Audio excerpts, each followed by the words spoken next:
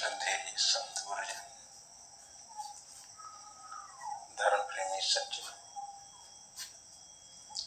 तथा देव,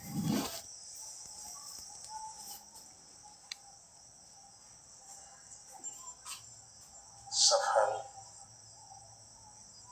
और सबल जीवन को इसलिए देखना चाहिए कि हमारे अंदर भी सफलता बढ़े और जिस सफलता का प्रयोग करके अपने जीवन को हम सफल बना सकें।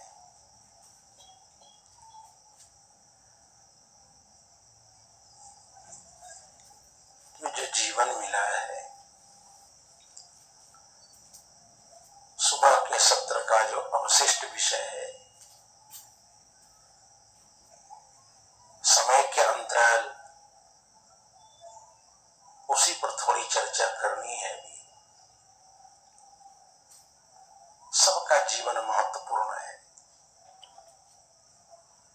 गरीब हो, अमीर हो, मूर्ख हो, विद्वान हो, हिंदू हो, मुसलमान हो, नर हो या नारी हो, विरक्त हो या गृहस्थ हो, सबका जीवन महत्वपूर्ण है। और महत्वपूर्ण नहीं है, महत्वपूर्ण बनने का एक अच्छा साधन है। इस जीवन को हम लेकर के अच्छा बन सकते हैं। अच्छा तो है नहीं, ये अच्छा बनने का साधन है। लोग कहते हैं बड़े भाग्य मानुष तन पावे,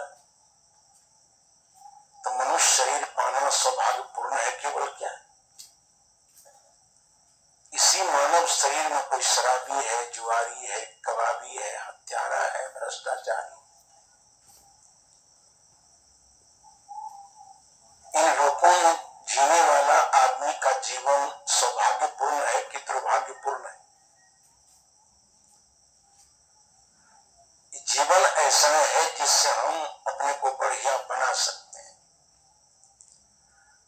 पशु चाह भी नहीं सकते हैं, बना भी नहीं सकते हैं। हम चाहें तो बना सकते हैं। लेकिन एक बार तारक प्रकाश पत्रिका छप रही थी। लग 6 महीने तक 30-35 मूर्ति साधु ब्रह्मचारियों के साथ मेरी देख रेख में साहेब जी की जमात बिहार में चलती रही। 1 जनवरी से कार्यक्रम प्रारंभ हुआ। 6 जनवरी को हम साहेब जी की विदाई किए। उसी दिन साहेब जी की गाड़ी बिहार के खगड़िया से प्रस्थान होती है और उधर सारी दुनिया इस बात को जान रही थी कि बदला घाट में 7 डब्बे ऊपर नीचे लदे लोगों को लेकर 75 हाथ पानी के नीचे वो ट्रेन चली गई।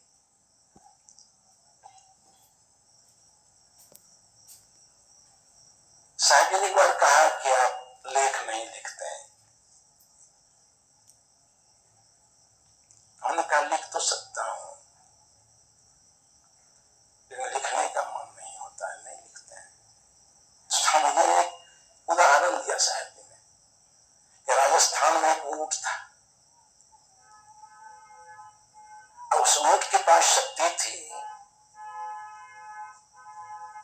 कि बैठ जाए, उसकी पीठ पर अगर 30 मन वजन लाद दिया जाए तो चाहे तो ऊंट खड़े लेकर वजन को चल दे, ऊंट चाहे नहीं करेगा। उसी तरह से लिखने की क्षमता आपके पास है और लिखने की चाह नहीं है तो क्षमता किस काम की है? उसी तरह से मुक्त होने का साधन ही शरीर है, सबका है, किंतु चाहे नहीं तब।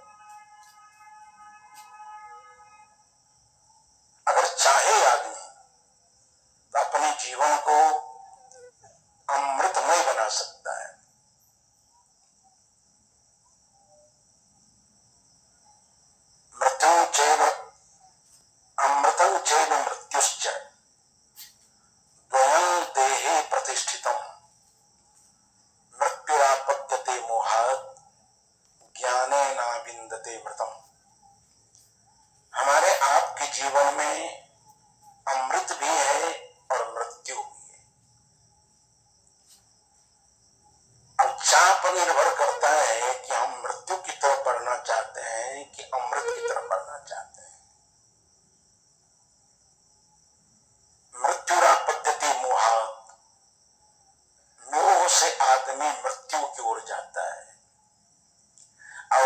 ज्ञान से अमृत की ओर।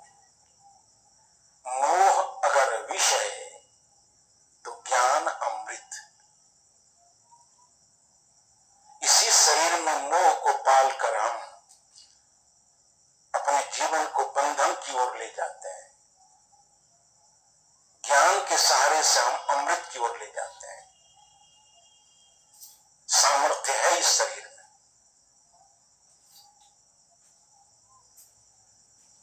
इसे जीवन को पहले समझना, जो सुबह की बात थी, जीवन को पहले समझें कि जीवन क्या है।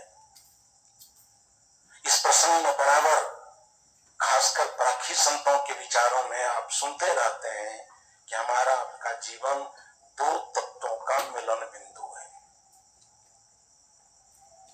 एक दृश्य सत्ता है, एक अदृश्य सत्ता है।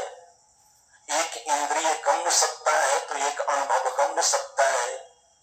एक भौतिक सत्ता है तो एक अभौतिक सत्ता है। एक जड़ सत्ता है, दूसरी चेतन सत्ता है। और इस विवेक को और विस्तृत करके समझे तो पूरा जो संसार देख रहे हैं, जड़ और चेतन, यही दो तत्वों का विस्तार है,